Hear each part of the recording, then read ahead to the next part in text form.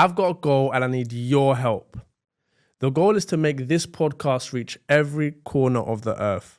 But the only way that I can do that is if you hit that subscribe button. And in exchange, I'll make you a promise.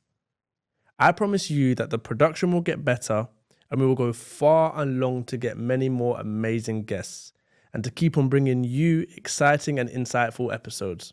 And listen, I'm proud and appreciative of every single individual that supports the podcast. You're a part of the ERP family.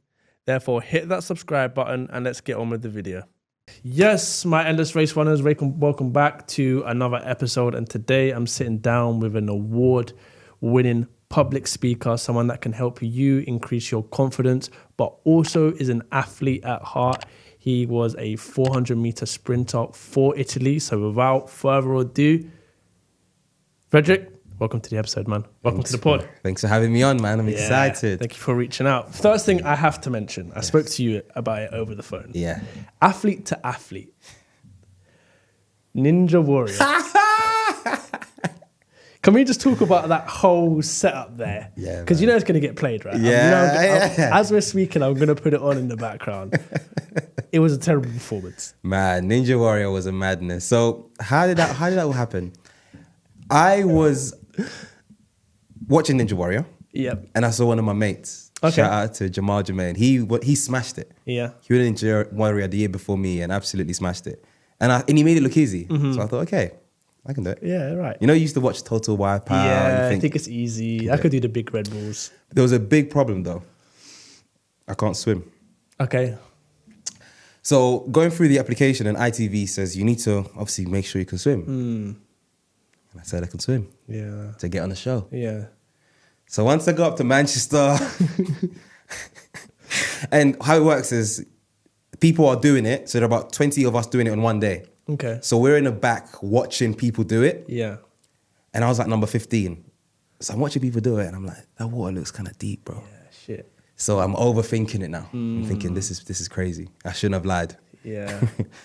So I go through the first bit. I'm like, yeah, okay, this is cool. Number 2, I can't swing. Yes. I saw that. I can't swing. I can't swing. I saw that. And you only get one opportunity to do it. So Yeah. I jump on the trapeze. I'm like, okay, before I even land on the trapeze, I twisted my ankle. Oh, I saw that, yeah. Twisted my ankle. So I'm limping. I'm like, I should stop now. But now I get the audience to start clapping. Yeah. Then I hear Rochelle's like, oh, I was like, okay, cool. So then I'm thinking, I want to run into it and use the momentum. But the run up isn't very good because my ankle's hurting. Yeah. A bit of an excuse. So I'm swinging, bro, and I was hanging on for time because I'm thinking, I don't know how deep the water is. The fear. This is live on television, bro. Yeah, shit.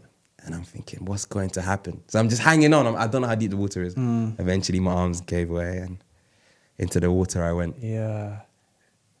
I mean, it's a fair point. It's a fair point, right? And was the water deep?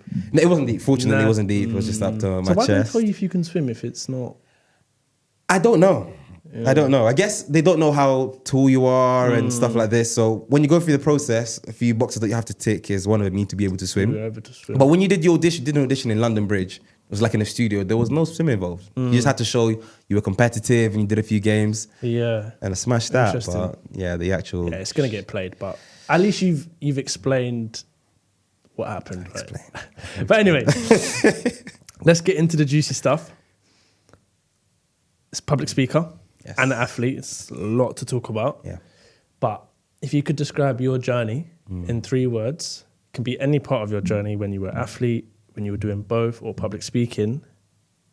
Can you describe it in 3 words? And then we'll get back on to why you said those 3. Believe in greatness. Believe in greatness. Those are the 3 words. Those are the 3 words. And that is your brand. That's my brand. Very good. We'll come back onto it. One thing I like to do with my guests, for the viewers, for the listeners, is paint a picture for them. And that's going back to 16-year-old Frederick. Who was 16-year-old Frederick? Where was he heading? What was he doing? What was his ambitions? How did he act? And yeah. That's good. 16-year-old Frederick. I have to go back to 13-year-old Frederick for a little bit of context. Fine. Yep. I grew up in Milan in Italy and I moved to the UK at 13. So 16-year-old Frederick is now acclimatized into London life. 16-year-old Frederick is heavily into athletics. So that's when athletics was pretty much my life. And I found confidence in athletics because I wasn't too confident outside of it. So I was focused on athletics. I thought I was going to be an Olympic champion, world record holder. And that was pretty much everything that I focused on. But athletics gave me a lot of discipline. It taught me about delayed gratification. Yep. It taught me how to work with difficult people. And it taught me that it was always me versus me, rather than me versus other people, to focus on my lane. So that's 16-year-old me. Yeah. And where were you heading? So at 16,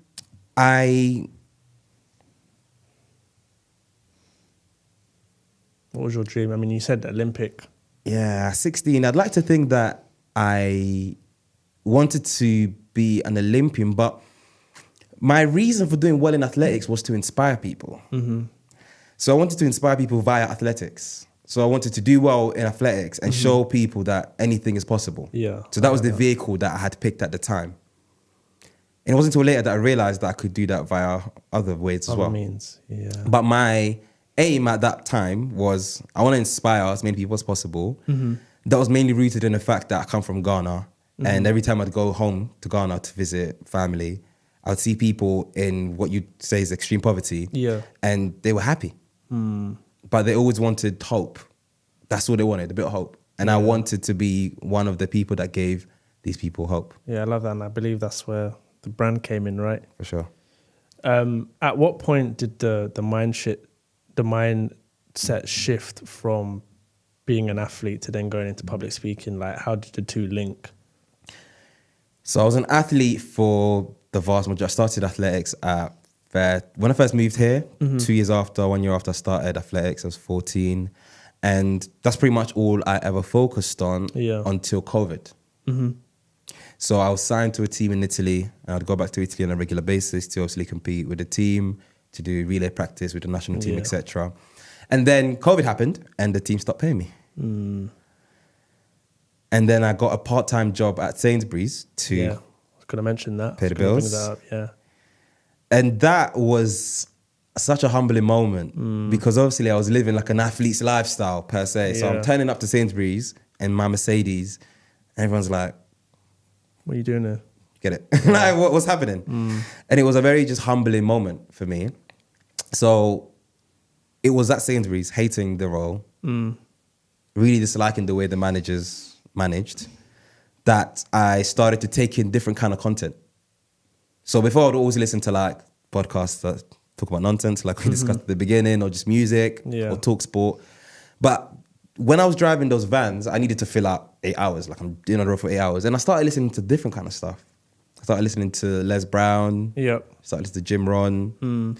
And it gave me a different perspective on life. I was like, And then I've always been a believer that you should listen to people that have done it before. Yes, I'm a big believer. Big believer. Well. So loads of people can give me advice, but unless you've kind of done the thing you're trying to advise me, I'm not really.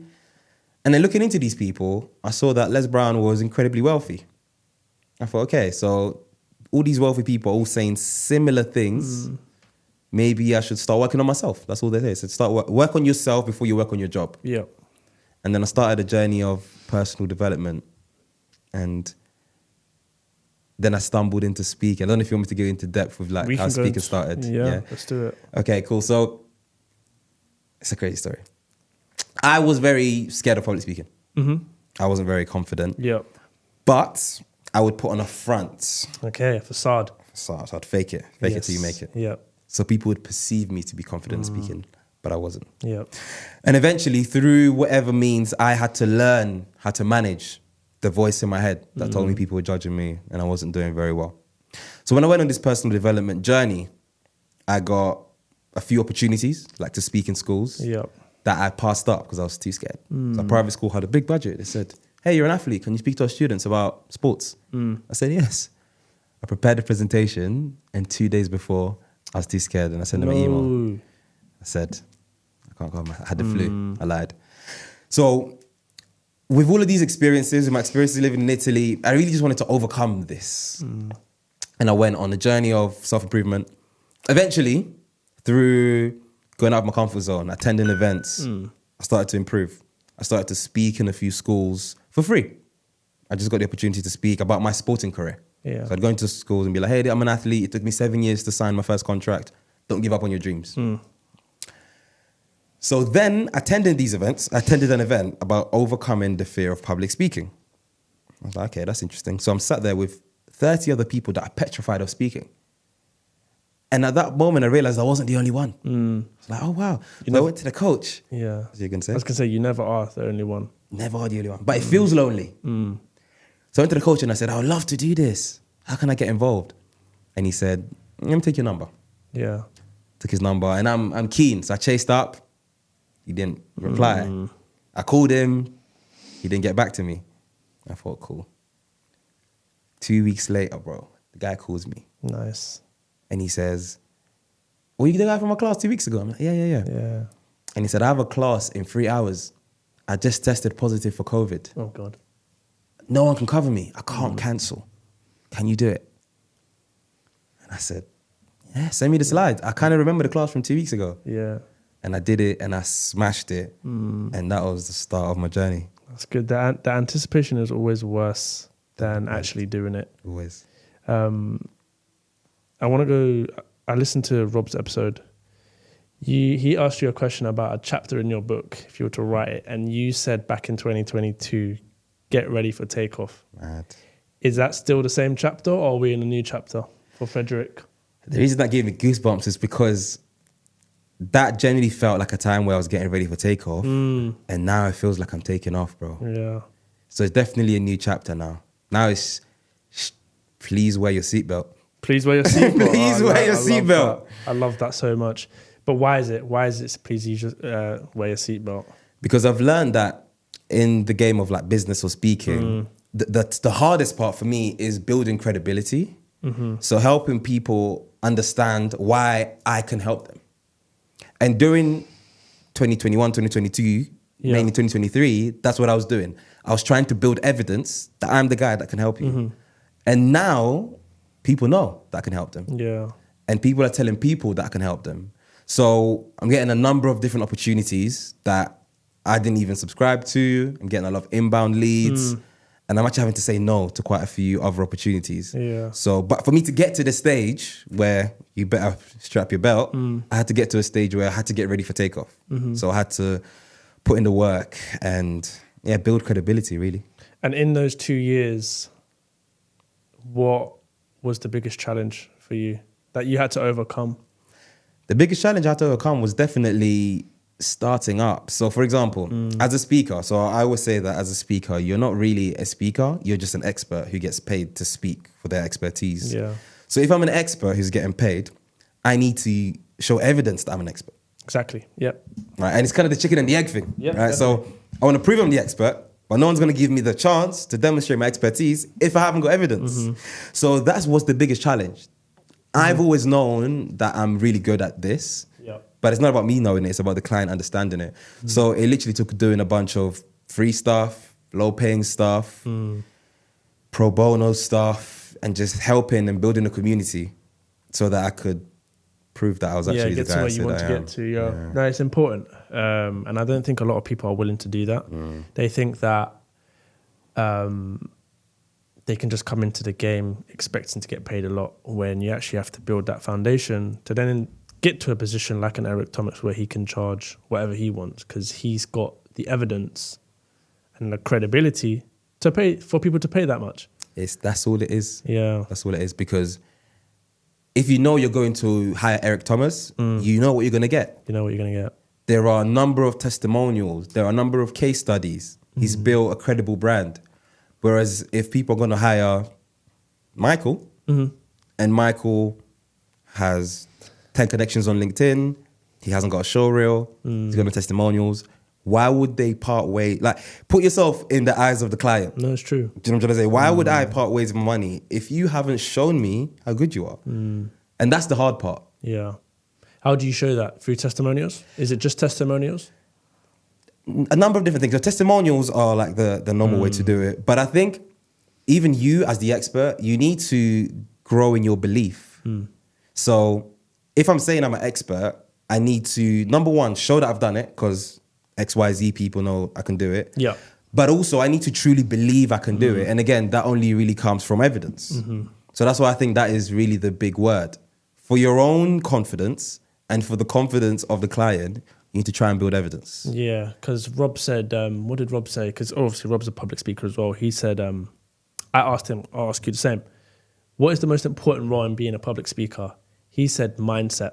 Do you agree with that? Or do you, because I said I think it's a bit subjective, right? Like your most important role in being a public speaker might be different to Rob's.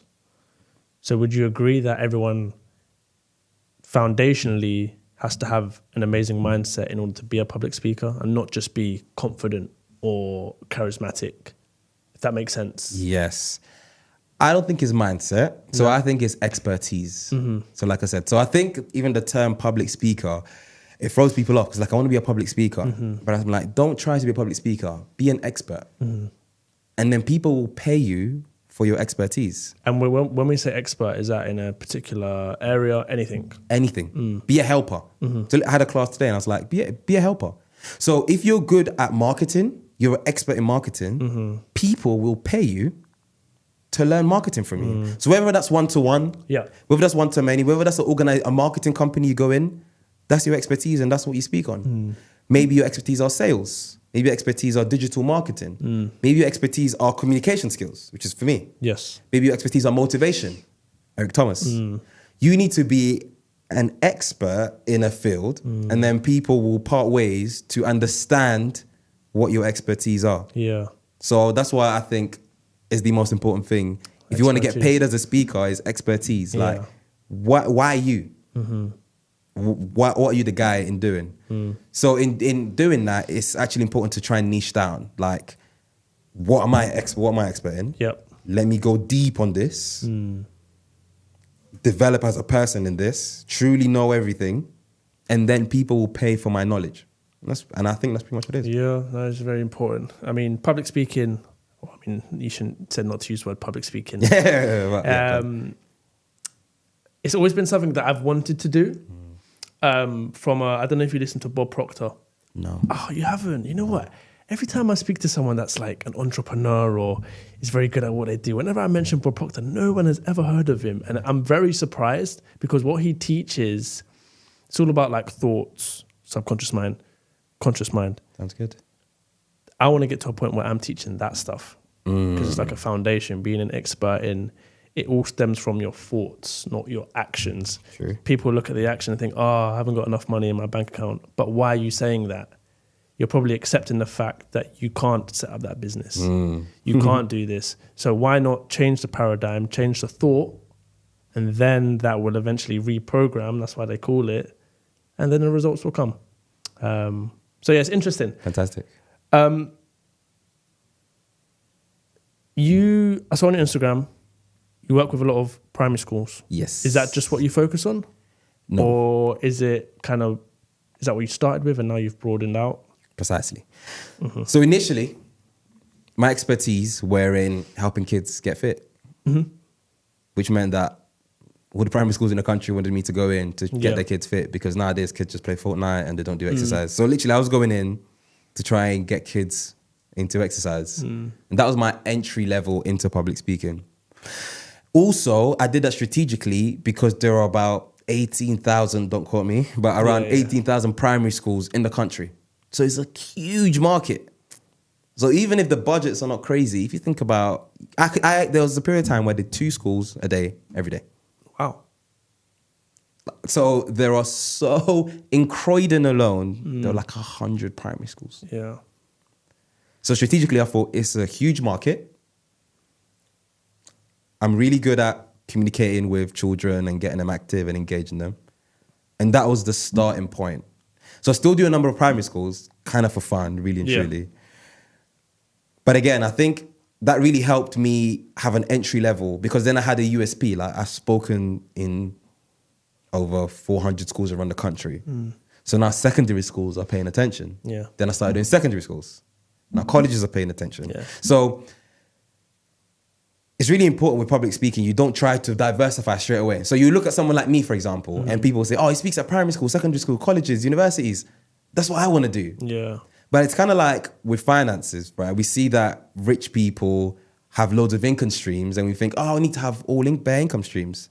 But I've learned that that's a tool for the rich, not to get rich. You know what I'm saying? So it's, once you establish yourself as a speaker, you're naturally going to have different clients. But if you want to start up, start small, one client. Yeah. I mean, it goes back to what you said about credibility, right? 100%. Now that you've done primary schools, you can go to secondaries. Now you go to secondaries, you can go to colleges. Go to college, go to universities, corporations.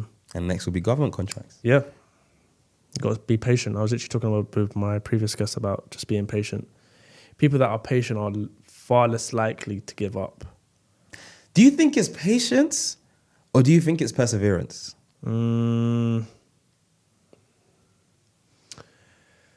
I think it's, again, chicken and the egg. Because if you're patient, then you're going to turn up every day. But then again, you can say perseverance is turning up every day as well. The reason I think it's more perseverance than patience, because I wouldn't consider myself to be a patient person. But I persevere. But I'm talking in terms of you're patient in the sense that it took you X amount of time to get that first client. And now everything's starting to build. That makes sense. Instead of course, you're going to have to be perseverant, but staying patient in the fact that, oh, fuck, I've been doing this for 5 years, nothing's happened. It may take me another 5 years, but this is my passion, so let me stay with it. See where I'm coming from? But then, totally. But then perseverance is also very important as totally. well. The reason why, actually, when I think about it, I don't like both words, is because when I speak to so many people that have like good ideas, they want to be speakers, but they don't actually do anything about it, right? So I can imagine someone hearing this and saying, oh, I need to be patient. Okay, cool. I'm patient. So I'm going to wait for my time. But actually it wasn't that. It was like relentless. Did you get it? Yeah. So I had to go out and make mistakes. Okay, that didn't work. I adapt. Okay, that didn't work. I adapt. Oh, that worked. I double down on this. I turn up every day. Yeah. I send emails. I do phone calls. That didn't work. I'll try to send the email this way. And it was more that. And within that, I had to have patience. But that wasn't the first step. Yeah.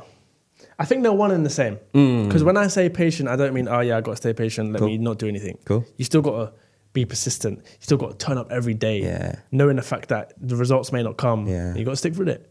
But yeah, it's very interesting. Yeah, It's a very good point. Yeah. One thing that I want to talk to you about being an athlete, we'll touch on to that career, is you're on two sides. You're an entrepreneur, but also an athlete. I have this conversation with my friend all the time, and I believe, or I think, that it's a lot easier. Let me not say the word easier, but I think it's more difficult to become an entrepreneur and try and make money in terms of being persistent, being patient, turning up every day, and being an athlete and turning up every day, working on your craft, putting in those reps. I think it's a lot easier to be an athlete than it is to be an entrepreneur. If you see where I'm coming from in terms of the angle, in terms of staying persistent, knowing your purpose, being disciplined, all of the good habits, I think being an athlete, and I'm not explaining myself very well in terms of how I'm trying to articulate the question. Yeah. So is your point that being an athlete is easier than being an entrepreneur? Yeah. In terms of giving up. I think the opposite. See, my friend said that. And I was saying this to one of my boys, Akin. He's a high jumper for GB. And I was saying to him, if you ever get into business, you're going to smash it. Yeah. It's so much. So in athletics, I'm racing 8 other people, yeah?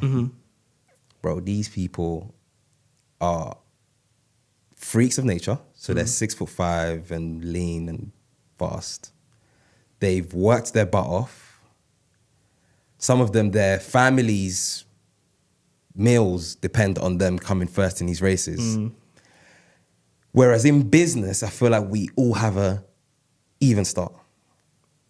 Somewhat. Yeah. Somewhat. In athletics, genetic plays a huge part. 100%. So you can, and that's the sad reality that some people in athletics don't get. Like, bro, you can train as hard as you want, bro. There'll be someone who's far, like genetically, if they work even just a little bit less than you, they'll run faster than you. And that's like, when I was an athlete, I didn't want to believe that. I was like, hard work. And of course you have to work hard, but you can't beat science. You know what I'm saying? So some people are genetically, whereas in business, I feel like if you have an athletic background, you're more likely to win in business because athletics teaches you delayed gratification. So deep it. In athletics, even if you find the right system, you might not run fast. Whereas in business, I feel like if you find the right system, you'll make money. Yes. In athletics, if you repeat what made you successful, it might not work this time. Whereas in business, it does. Usually. Yeah. So I feel like because there are so many more variables in track, persistence. So I'm a track and field athlete. It's so much harder to pin down. If you had a race, so the race that I run a personal best in, my 100-meter personal best is 10:6. Bro, I wrote down exactly what I did, what time I woke up, what time I had my first meal, what time I had a shower, what time I drank. Yeah. And it didn't work. Like, I tried it again, it didn't work. I didn't run as fast. Whereas in business, if I have an amazing meeting and I get the sale, I'm like, oh, okay, I can identify what worked. So for those reasons, because I feel like in business, you have more predictable factors and in athletics, you don't. Yeah. And in athletics, you have science, so you have people that are genetically just better than you. And in business, yes, someone can get a big loan from their parents, but if they're bad entrepreneurs, they'll mess it up. Yeah. That's why I think business. So outside of athletics, when I say the word, I should have clarified it. When I say the word athlete, I'm talking about someone that plays multiple sports. LeBron James, Cristiano Ronaldo, whoever it is. I just feel like if it's an individualistic sport or a team sport, this is really hard to explain, man. I hear what you're saying, 100%. Okay. But I just feel like the passion side of things, the waking up every single day side of things, the discipline, trying to be the best athlete is easier than being an entrepreneur trying to make money. Okay, and your reasoning is? I don't know. Okay. It's one of those ones where I don't know, maybe it's because if I was to go back again 10 years, maybe I would try and become an athlete. Maybe I haven't found my passion yet in business and I like sport. It's so interesting you say that. I feel like a lot of people would agree with you, which is why so many people go into sports. But maybe it's because sports just seems accessible. Like, we know LeBron James, we know Ronaldo. Whereas like in business, I don't know, when you see like Mark Zuckerberg or Elon, I don't know, they just seem less attainable. Is that what it is? That being an athlete just seems a lot more attainable? It could be, yeah. Maybe because I haven't got to that bit yet. I struggle to see it. Yeah, I would say the opposite, because I would say we know all the best athletes in the world because they're visible. Yeah. Right? In any sports. We don't know loads of super successful entrepreneurs. Good point. So in terms of probability, I don't know the stats. Yeah. But I feel like you're a lot more likely to build a successful business than to be a successful athlete. So interesting. Maybe it's because I've done athletics and I've seen it. Yeah. But do you not find that when you were an athlete or when you were doing athletics that your drive, again, maybe it's because I haven't found my passion in business yet, maybe. But your drive to be the best, run that 400 meters, break that world record, wake up every day, you need to be in the gym, put in the reps instead of, maybe it's because it's more, what's the right word to use? I don't think transactional is the right word to use in terms of, I know that if I put in the reps, say for example, basketball, I play basketball. If I'm putting in those reps, making 500 shots a day, I know that it's going to show. Same in business, bro. Again, maybe it's because... I think so. And you know what? I think it's exactly because if you currently are in business, it doesn't fully align with your goals or like 100%. Yeah. Because it's the exact same thing, bro. So for me, like I said, initially athletics, I used it as a means. The idea was to use it as a means to inspire people. Yes. And now I'm doing it through public speaking and business. So the why is the same. So me wanting to wake up in the morning when I don't want to go and do reps in snow. Yeah. And me traveling up to Newcastle to go to a college and to speak. I'm doing that for the same reason. Yeah. But actually, I'm even more driven in my business. I'm trying to think of why though. Are you more passionate? Yeah. In the business side of things and athletics? Yeah. And I guess the other question is why did the passion drop from the athletics side? Was there doubt in there? Athletics?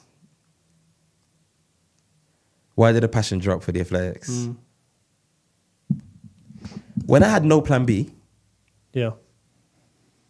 athletics was easier. Okay. Because to be a very good athlete, you have to, let me use a different term. You have to push yourself to an extreme level. Yeah. Like extreme level, bro.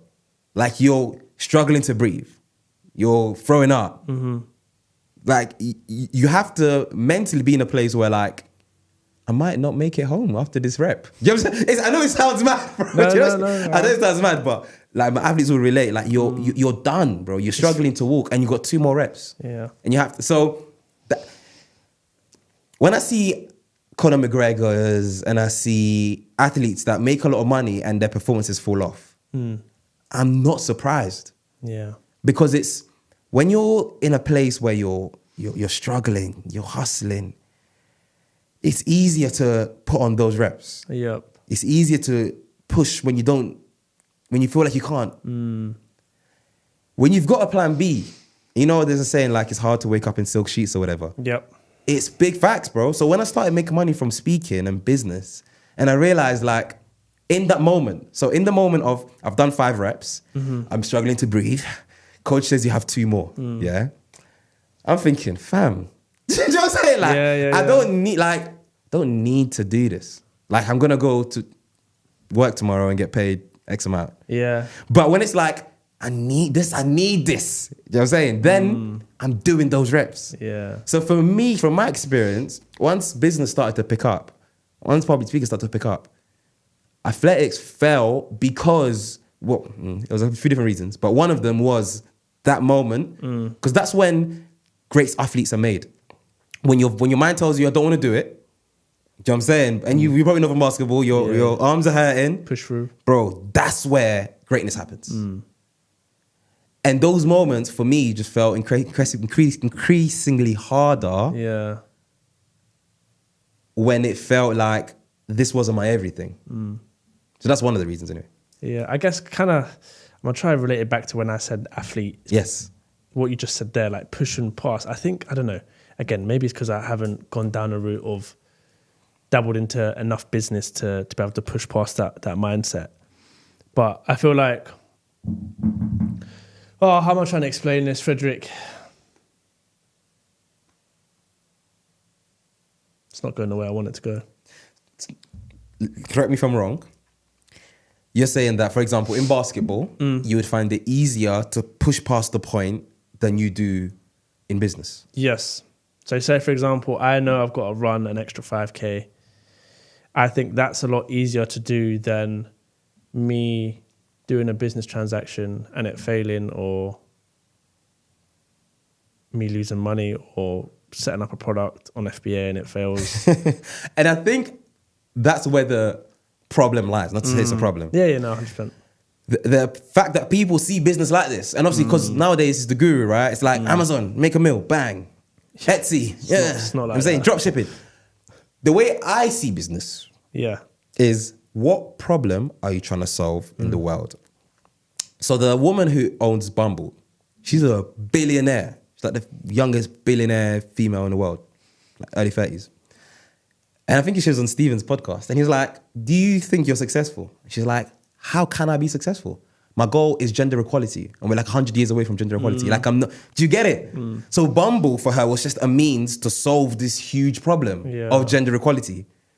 So for her, she's not just doing a business. Like, she's trying to solve a problem on the planet. And I'm assuming it's similar for other like super successful entrepreneurs.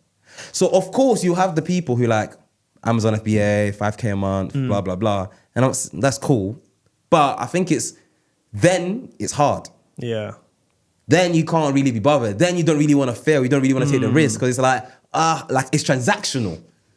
Right now, business to me doesn't feel transactional because in my business, Believe in Greatness, what we're trying to do is help people overcome the fear of public speaking. Yeah. So like that's a mission. Whether we're turning over $1 billion, like until I get there, there's more people to help. So I think that's the thing that's helped me anyway in business, is having like a super strong why. Yeah, I mean, that's one thing I'd really struggle with. Like I don't have my strong enough why doesn't, when I'm tired, when I know I need to put more reps, doesn't get me to that point. Got it. And I've been struggling with this for a while, to be honest, for a few years. Yeah. And I don't know why. Yeah, I struggle, I struggle to feel proud of myself. I don't know if you're the same. Like, for example, one thing that I would be proud about, or I should be proud about, is with my Amazon FBA, made 30K in revenue, about 20% of it was profit. You should be proud about that, right? That's good. But I feel like to myself, maybe I've got my standards are too high. But I really struggle, Frederick, to find a why, find the feeling to do things, get motivated, find that hunger in my belly. And I really don't know what it is. I pray about it. That's interesting. My advice for you, what's worked for me, is just think about what problem you want to solve. And that's even with speaking. So I say this to people that want to get into speaking. It's like, who do you want to serve? So for me, when I go into schools, it's about speaking to 15-year-old Frederick. Speaking the former version of me. So yeah, for you, it's just about, in my opinion, just identifying, like, of course you're doing your Amazon business, which is great, generating you income. If you're not fulfilled doing that, like, just think about what do I care about? What causes, for some people it's animal rights. And they do something around animal rights, and that doesn't even necessarily need to be monetized. It could be a hobby, especially if you're making money doing this. Yeah. Your hobby could be where your passion lies, kind of thing. But I was actually having a conversation with my guy this week, and he was again saying he's in a corporate job, he's making loads of money, but it's just like, And I'm like, yeah, I think you need to, this is what you like doing. Like, you love working with young people, you love football. Bro, just start coaching some kids, bro. And that doesn't mean you have to eventually start a football club or be the Arsenal manager, but like, just start on that journey and you'll feel really fulfilled. And then we'll take it there. But that's for me to feel fulfilled. In terms of proud, I resonate with you. Yeah, it's and really bad. Yeah, and I feel like pride, I was going to say something a bit crazy. I don't know if pride is necessarily achievable. It is. But the reason I say I don't know if it's achievable is because it might be a facade. Like, we always move the goalpost. It's like goal setting, right? Like, you're like, oh, I'm going to be proud of myself when I make my first 10K. And you're like, oh, I'll make 30K. I'll be proud of myself when I make 50K. And we always move the goalpost. So then that's why for me, it's really important to like enjoy the journey and to have that mission. Because the goals, bro, even if you make $1 million off Amazon, in my opinion, it probably will still feel like whatever. Because you're just going to say, let me try and make 2 mil. That's like an endless game. It's an endless race. That's right. Yeah, it's endless. No, facts. Now it's an endless game. So because it's an endless game or endless race, you might as well race doing something that you somewhat enjoy or something that you somewhat care about because you're in it forever. Yeah, it makes sense. Maybe, like I said, I just don't think I found it yet. And I think I'm trying to find other means, like thinking that Amazon FBA is going to help me get to that. Like I said it to Rob in my other episode. My purpose is to be the best version of myself. And that best person of myself is someone that is wealthy, but that is going to be able to help people, whether that's through the podcast, whether that's through charity work, whatever that is through. Because I know when I said it to Rob, he was like, that's a bit selfish. But then I explained it's to help people. And I don't know, like, Frederick, it's just hard. Even when I know that's my purpose and I know I want to be the best version of myself, waking up, doing this, spending an extra hour on the computer to do work, I don't do it. Why? I ask this myself all the time. Why? I would argue that that isn't your purpose. You don't think? I would say that you're probably still trying to figure out your purpose, which is perfectly fine. Yeah. We ain't got it figured out. I would say the second part of that sentence is where to start from. You want to help people. Yep. Now you need to figure out which vehicle you're going to use to do that. And there are many vehicles. Like you said, there's a charity, there's a podcast. A lot of people say this. So if people say that they are helped and inspired by your podcast, how does that feel? Feels amazing. Okay. Feels great. Knowing that the conversations that I'm having with you, the content that I'm producing is motivating people, or however they're using that means of media to go about their day. When it comes to the podcast, when you hear this information and it comes to the podcast, do you still get the I can't be bothered feeling? What, as in recording? Anything to do with podcast recording? Not necessarily the recording. It's more like the background work, the doing reels, all that stuff. The background, the harder stuff. Do you know what's crazy though? I was saying this on Rob's podcast as well. I think as human beings, we need to give ourselves grace, bro. Because I wish that one day I could be a full-time public speaker entrepreneur, bro. Yeah. I'm blessed to be in that position now. Tomorrow, I'm going to Newcastle, bro. That's long. Yeah. Do you know what I'm saying? So like, but the first feeling I get is, that's a long trip, bro. Yeah. But I'm getting to live my dream. Do you know what I'm trying to say? So I think we're always going to have that feeling of like, like this is a bit long and can't bother. I think it might be like, it's advertised as, every day you're going to wake up super energetic and up for it. But that's not real. That's the issue. And I think with me now anyway, I'm just like, life's life. Yeah. Just get up and do it. Life is life. Whether you have a purpose or not, the sun rises every single day. Sun's, you know what I'm saying? You know the saying.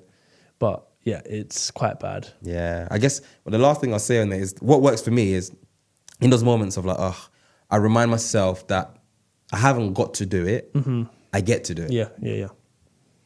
And it's important. And I think, again, another thing that I struggle with is gratitude. Yeah. Like, you know, they say every morning, write 5 things that you're grateful for. I don't do that. I'm writing it, okay. But I'm like, I'm just going through the motions. Same way as if I was to read a book or do this. I'm just going through the motions because I've heard someone say it. It's worked for them. Doesn't necessarily work for me. But I know that gratitude is one of the highest forms of energy in terms of feeling. So why not do it? Do you have moments of gratitude? The biggest form of gratitude that I get is sometimes my friends will be able to advocate this is my friends. I will just send them a voice note saying, I'm really grateful to have you as a friend, blah, blah, blah. And when I send that message and they read it and they say, oh, X, Y, Z, it makes me feel good. But when it comes to like I'm grateful to, for example, I know it sounds really, really bad, but like have a roof over my head or have technology or this, that, or the other, I really struggle to feel grateful for that. Maybe it's because I'm in it every day. I think, thinking about it, I think gratitude is a bit like happiness. So I see happiness, it's a period in time. Like no one is a happy person. Yeah. We're all happy at times. We're sad at times. Yeah. But then people get upset because they're like, I want to live a happy life. But you're not going to be happy 100% of the times, ever. Exactly. No one ever is. And I think that's what gratitude is as well. So we want it to be within us 24/7, but I don't think that is possible as human beings. So I think gratitude, like I get moments of gratitude. Yeah. So like, usually when, for example, I'll get asked to do a mad gig, 3K for 30 minutes. Yeah. And in that moment, I'm like, wow. Yeah, definitely. Right, and sometimes I get a bit emotional. Bro, that lasts like 5 minutes. That's the issue. You know what I'm saying? But is it an issue? Maybe it's normal and we see it as an issue. Maybe it is normal, or maybe we're not practicing it enough. Maybe. Maybe we're not practicing enough. That's interesting. Yeah, I'm seeing, maybe. Yeah. It'll be interesting if someone's listening to this and you have that feeling last longer than 5 minutes. Please let me know. I'd be interested to hear. Yeah, no, 100%. Because I just came to the conclusion that this feeling lasts 5 minutes. So just embrace it while you're here. So that's one thing I've improved on. Before I'd be like, moving on. Now I'm just like, I'm so proud of me. Would you say you're quite a present thinker in the sense that you're very in the moment sort of thing? You don't really think too far ahead in terms of like 10 years. You're more like, whatever I'm doing now, I'm focusing on now. No. No? Quite the opposite. And I think that is an issue. Yeah. That leads to not being grateful. Because if you're grateful now, like I saw a video, I think it was a woman in Nigeria, her home was flooded and they were living there. She had kids, she had to cook, and it was terrible. And I'm here complaining about not waking up at 6 a.m. to go to the gym, and there's a woman out there in Africa in a flooded house finding ends meet to help her kids. From what I've learned, this stuff is based on your expectations, bro. So like, happiness is when your expectations are met or exceeded. So if you live in Africa, I'm from Ghana. My cousins that live in Ghana, their expectation of life isn't very high because they live in a village. Therefore, if bad things happen to them, like they expected that to happen, but for them it's their norm. Yeah. Do you know what I'm trying to say? So for you or for us, our expectations of life are different because of our surroundings. So then the reason why we can't compare ourselves to the people that live in those villages is just because of those expectations that we have in life. So then if we want to be happier, we have two options. Either we lower our expectations or we try and match them. Do you know what I'm trying to say? Yeah, no. So, because I think that's something I think about on a regular basis. But then so it's like, there's a film out, yeah? And if I'm like to you, bro, this film is sick. Everyone's like, this film is sick. Your expectations are here, bro. Yeah. Likelihood is you're going to go to that film and think it's meaty. Yeah. Because you thought it was going to be this mad film. If you went to watch the same film with no expectation, you'd have been like, oh, it's a good film. Yeah, it's a good film. So I'm not telling people to lower their expectations, but I'm saying that, actually, what I'm saying is that your happiness and your gratitude link to expectations. So it's a form of perception, right? It's how you perceive it. Yeah. But yeah, it's so I feel like some people can feel more gratification than others. But anyway, we digress. Yeah. One thing I like to do with my guests is take inventory. So accountability. Okay. So, because I feel like us as humans, we don't really think about what we're doing well and what stuff that we need to improve on. Okay. So my question to you, Frederick, my two questions to you is, what are you doing well? What am I doing well? What are you doing well? And that can be anything. That can be a habit. That can be staying consistent. That could be your business. It could be whatever you want. Don't be humble. Like, what are you truly doing well? Talking what I preach. I talk on personal development. I talk on facing fear. I talk on reducing your fear of judgment. I talk on chasing your dreams. Yeah. And that's what you're doing well. Sticking to it, showing up every day. I live by, I've always been like that. Actually, it's so mad. The reason why I actually started being serious about speaking in business is to show the man them what's possible. Because I don't just want to talk it, I want to show you. Yeah. It didn't work because they're still seeing that I'm doing well and they're still not pursuing their things. But I've learned that you can lead a horse to water, but you can't force it to drink. Yeah, no, exactly right. And then the flip side, what do you need to work on? What's one area, one habit, one whatever that Frederick needs to work on? That will help you become a better version of yourself. Something that I need to work on that will help me become a better version of myself.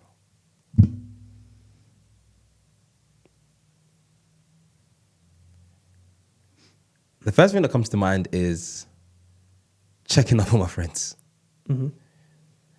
Because I feel like as a young, ambitious entrepreneur,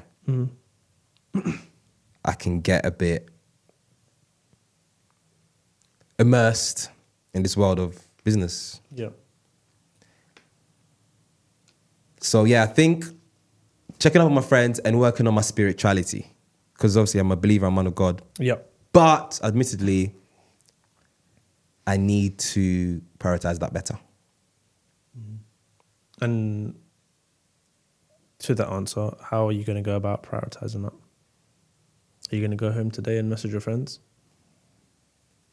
Are you going to read the Bible for 15 minutes? Trying to figure it out, man. Yeah. Yeah, I'm trying to figure it out. Like maybe I should have more of a system. Systems are important. I mean, I'm very system analytical thinking in terms of I like processes in place. I'm not one that can just wake up and not have a routine. Very important for me to wake up and do set things, have my cold shower, meditate, eat, all of that stuff. I know some of my friends can just wake up and do it, which is fair enough. Each to their own, as we say. But yeah, I think it's important to have systems. Are you good at checking in on your friends? Yeah. What advice would you give me? One thing that I've done, I set this year, for also my siblings as well, I'm one of 5, especially with my siblings, it's every 2 weeks, just message them. Whether that be a call, whether that be a message, yo, how's things? Do you meet up with them a lot, your friends? No. The thing is, when I think of every 2 weeks, I have friends in athletics that I used to train with. We're mad cool, but we don't really speak that often. I have friends from ends. Yeah. I have friends from school. You know what I'm saying? So like, do I just sit there once every 2 weeks for like 2 hours and just go back?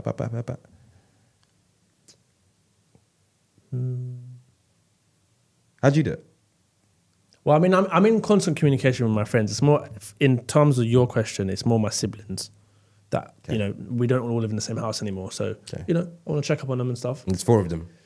Yes. So I'm the middle. So do you think the fact that there's 4 of them makes it a little bit easier? Like if there were 4 people that I'm referring to, because there's like 20. Do they reciprocate the same energy? They do. Because that's always it's a good point. It's a good point. I don't know about you, but I'm one of those people.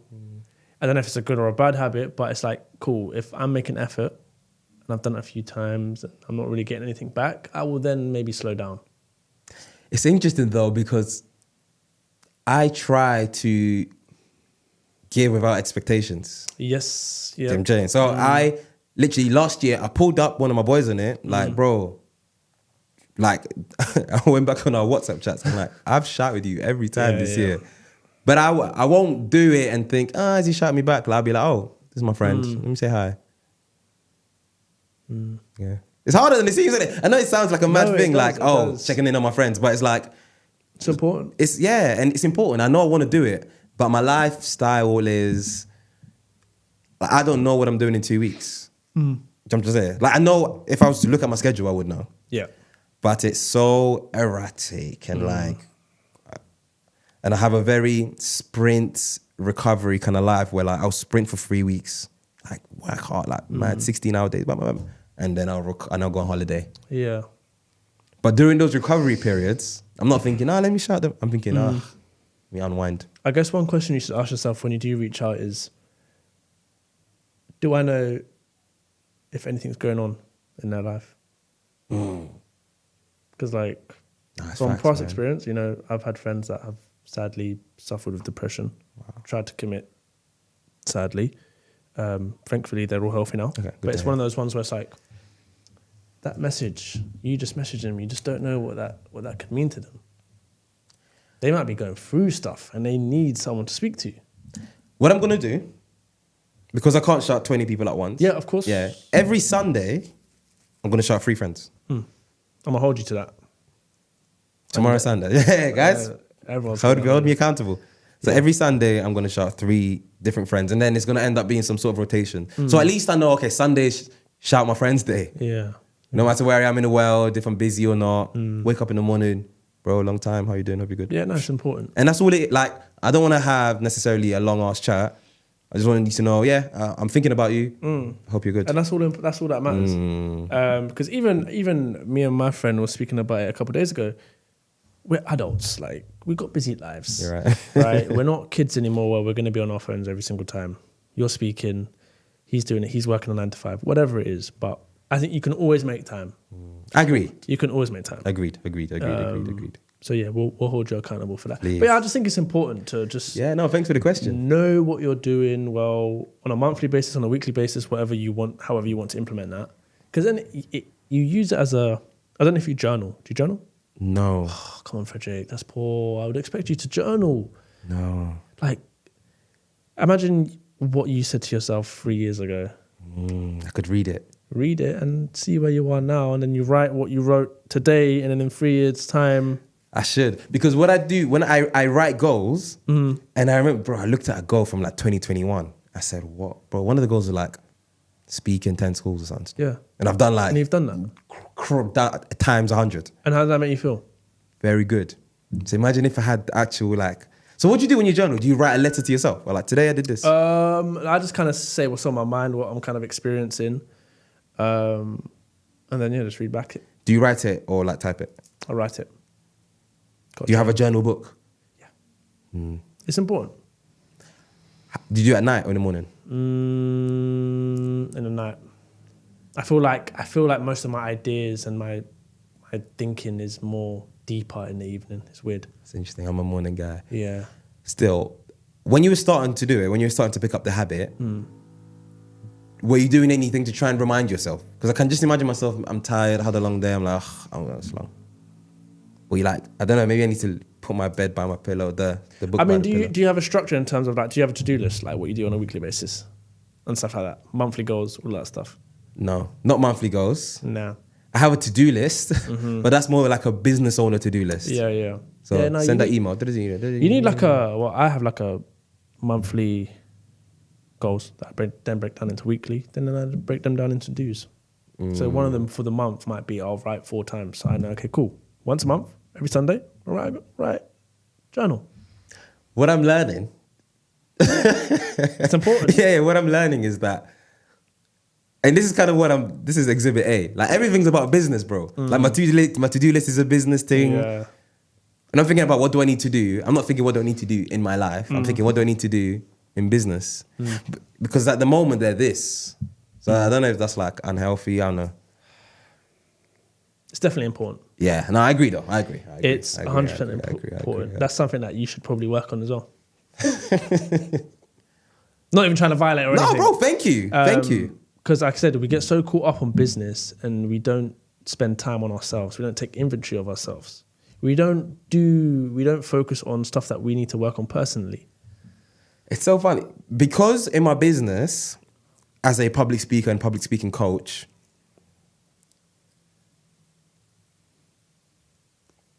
on the point that you made that we don't do things that we need to do personally, a lot of the time when I work on things to do my business, I'm also working on myself, which is really weird. But I still need to detach the two more. Yeah. My understanding has been, and maybe again, this is a facade, that this is the period, like I said, you strap on your seatbelt. Yeah. We're going ham. I can do that later. Nah, it's the worst thought to have. Because then you're never going to do it, are you? Don't you think? No, I mean, I agree with you.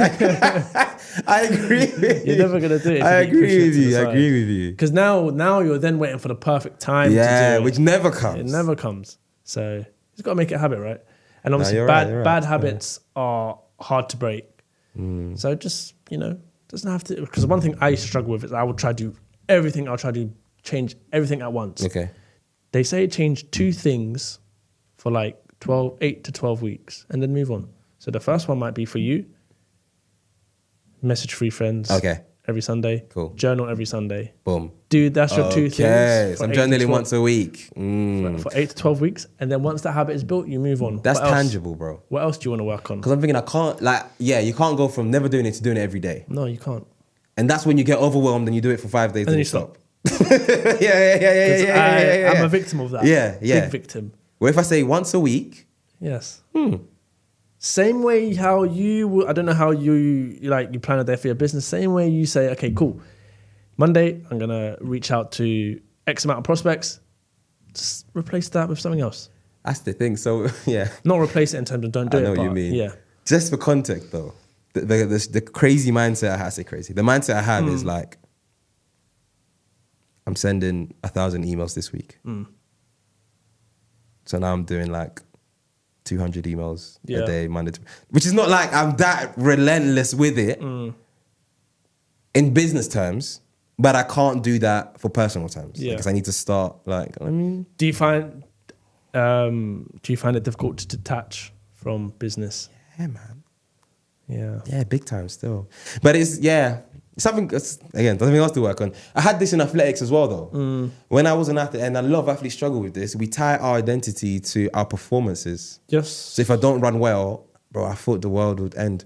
And once I spoke at university, and someone said, what's the biggest lesson you learned in athletics? And I was like, the biggest lesson I learned is that people don't care anywhere near as much as I thought they did. Because every time I would run, especially on TV, and I would lose, bro, I felt like a piece of crap, bro. Like my head was down. I felt shame. You know what I'm saying? Like, I'm going home. I'm dreading going home. And then my mom's embracing me like, oh, I'm so proud of you, son. But I feel like crap. Like, I think I've let these people down. Like, I'm a piece of crap. But it's not that deep. No. But in athletics, that was a thing. And I guess now, it seems like I'm learning a lot. I've translated it into business, where like, and maybe there's a lot of people that resonate with this. I think they will. Bro, I wake up and I just think about business, bro. Yeah, no. So I pretty much so I go to sleep. I mean, yes, it's not good. Like, no, I know. But it's a good and it's a bad habit. I agreed. It's true. Life is not black or white. It's grey. No, it's not. It's grey. You got to implement these little baskets, these systems. Agreed, man. Because it will help you. Agreed. It will help you. But, so, we're getting towards the end of the pod. One thing I like to do is I have a set questions that I ask my guests because I like to see what they say in terms of perception and so on. First question for you, Frederick, is if you could have any superpower, what would it be and how would you use that superpower to impact the world? Try not to keep it on like a super strength or invisibility, but literally, the world is your oyster. Be open-minded about it. I think about this often. Teleporting. Okay, I'm going to allow that on the basis of what you say next. For a number of reasons. Okay. Number one, I love traveling. Yes, all right. I travel a lot. And imagine I could click my fingers and be in Mexico. It'd be nice. I wouldn't have to go through all of that. Number two. Okay, first one. How is that impacting the world? It's not. Number two is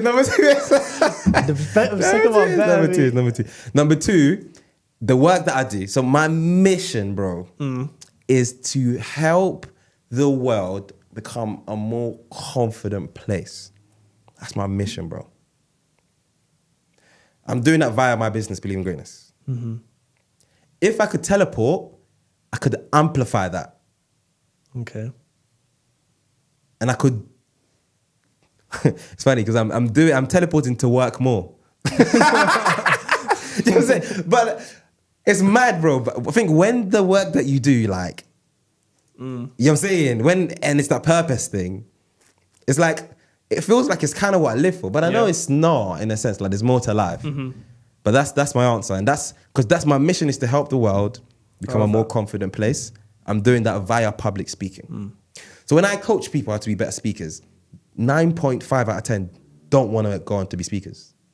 I'm just helping them find their voice, amplify their voice. Some people have gone through divorces.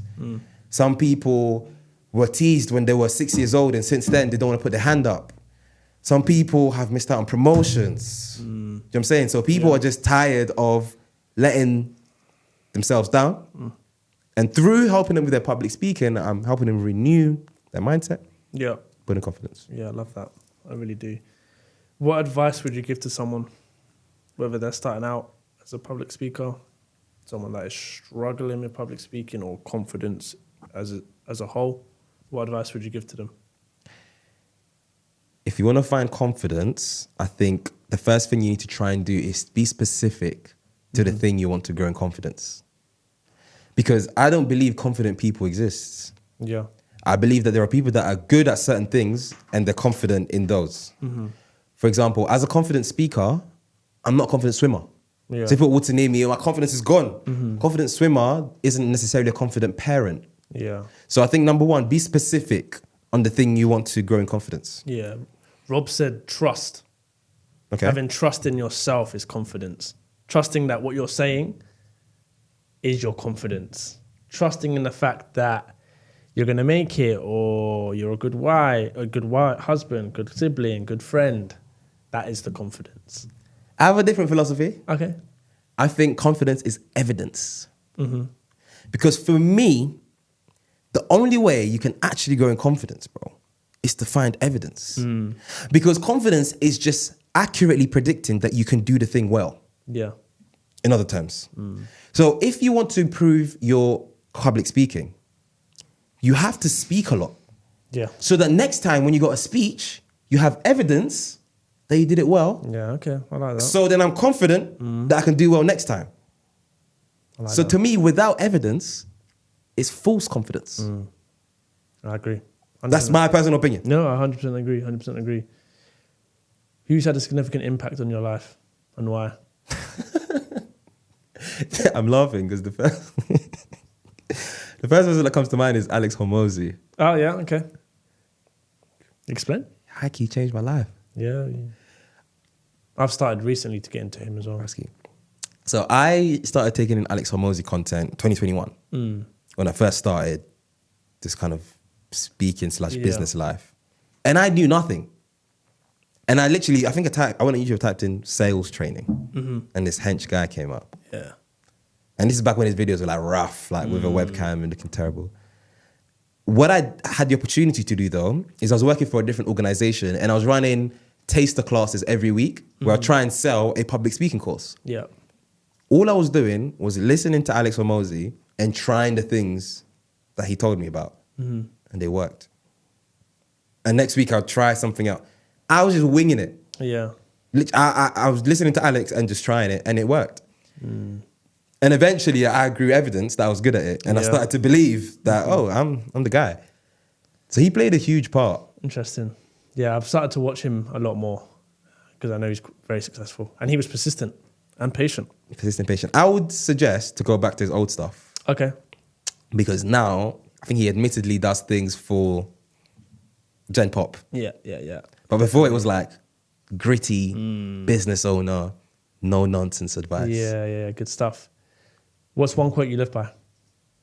One quote that I live by. When you're feeling down, when you're feeling unmotivated, when you can't be bothered to go to Newcastle because it's a long trip, what is that one quote that gets you up in the morning?